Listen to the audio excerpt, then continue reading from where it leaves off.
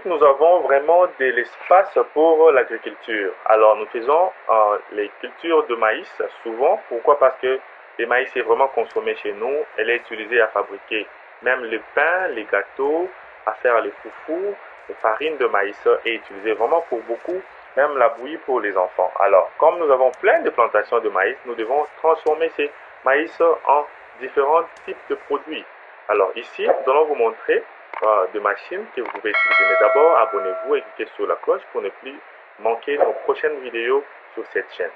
Alors, sans plus tarder, ça c'est la machine qui est utilisée pour la transformation de maïs, de graines de maïs en semoule ou bien en poudre.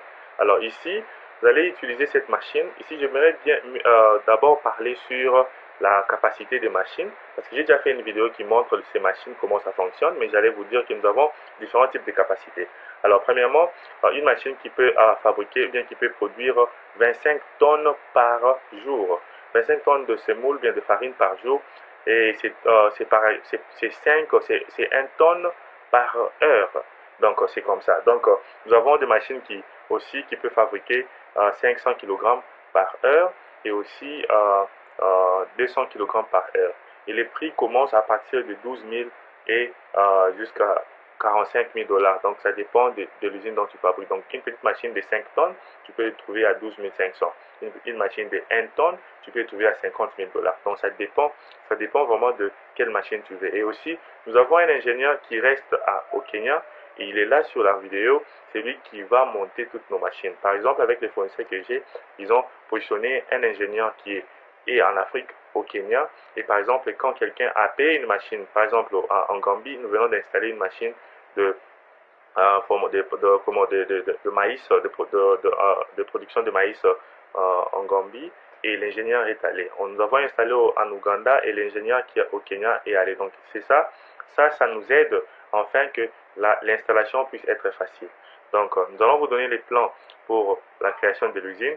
Nous allons vous donner aussi les layouts, comment c'est comme ça on appelle ça pour donner à votre architecte. Comme ça, vous allez avoir déjà l'idée comment vous pouvez installer vos machines. Ici, vous n'avez pas besoin d'une grande usine.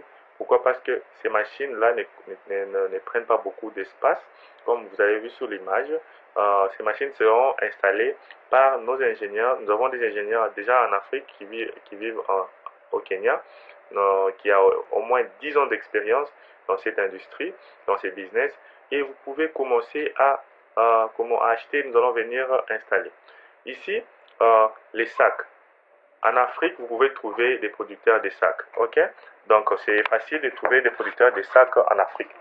Ou bien, vous pouvez aussi commander à partir de chez nous. Mais, comme le transport coûte un peu trop cher, et ça sera difficile de commencer à commander tout le temps.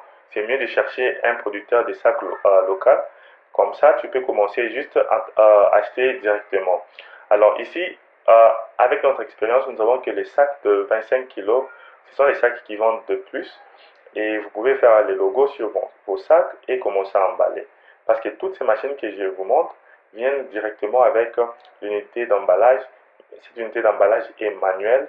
Il y aura une personne qui sera debout et qui va commencer à tenir les sacs et la farine sera versée dans les sacs.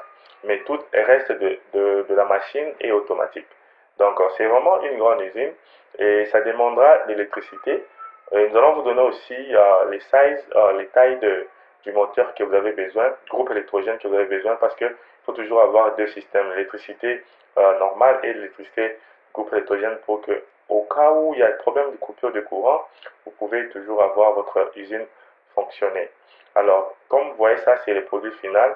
Après avoir que la machine a moulu le maïs, et ça va aussi encore passer à l'étape de tamisage. Donc ici, c'est vous qui allez sélectionner comment vous allez vendre, parce que les machines viennent avec différentes types tailles d'emballage. Vous pouvez emballer taille de 5, de 10, de 25 kg. Et ça, c'est la fin, donc la farine du maïs que vous avez ici. Comment attaquer la revente? Ici, vous pouvez vendre au supermarché, ou bien vous pouvez vendre dans des marchés. Donc, comme en Afrique, nous avons des marchés, vous pouvez aller étaler dans des marchés, ou bien avoir des dépôts, et les mamans qui vendent au marché viendront commencer à payer chez vous en gros et vous allez commencer à vendre en gros et c'est faire de grands profits. Comme j'ai parlé sur l'autre vidéo il y a de cela quelques semaines, nous allons vous orienter à l'achat, l'installation et le démarrage de vos usines. Comme vous voyez sur cette vidéo, là c'est en plein testage d'une machine qui a été installée en Ouganda et nous avons envoyé des techniciens qui sont allés installer ces machines et ils sont allés en train de tester. Les gens poseront des questions, combien coûtera l'installation? Les techniciens, il est payé 80 dollars par jour et il pourra faire aux environs 25 à 35 jours. Le temps pour lui de former vos employés, il pourra former vos employés. Après l'installation, ça sera l'étape de formation. Il va former vos employés, ça prendra au moins 20 à 25 jours. Et vous allez prendre soin de son billet d'avion et de son logement. Mais il est payé par jour 80 dollars. Alors ça aussi, ce sont des questions que nous recevons pour une usine de 25 tonnes par jour. Donc 25 tonnes par jour, c'est équivalent de 1 tonne par heure. Alors pour cette usine-là, ça entrera que dans un conteneur de 40 pieds. Et ces conteneurs de 40 pieds coûtent aux environs 9 000 à 10 000 dollars pour les transports. Alors, l'usine de 25 tonnes, elle coûte 52 000 dollars. Donc, faites les calculs, vous pouvez avoir 62 000 dollars pour avoir l'usine chez vous à la maison. Alors, pour la petite machine, la petite usine de 5 tonnes par heure, pardon, j'allais dire, de 5 tonnes par jour, c'est ce que j'allais dire, donc 500 kg par heure. Cette machine-là coûte 12 500 dollars. Elle va aller dans une usine dans un conteneur de 20 pieds et ce conteneur de 20 pieds coûte 6 000 dollars. Alors ici, mettez en tête que les prix changent. Hein. Les prix de transport, ça varie, ça dépend du pétrole, les prix du pétrole. Regardez cette vidéo, visionnez cette vidéo, regardez comment l'usine est construite. Cette usine est construite avec des tôles, comme vous voyez, il y a les murs de l'autre côté à droite, mais les finissages au-dessus c'est le tôle. Ça c'est une façon pour vous pour économiser sur l'usine, donc sur la construction de l'usine. C'est un peu moins cher de cette façon au lieu d'avoir les briques partout. Donc vous allez juste soulever les briques de gauche à droite et par après avoir les tôles. L'unité qui est en train de vibrer, c'est l'unité de tamisage.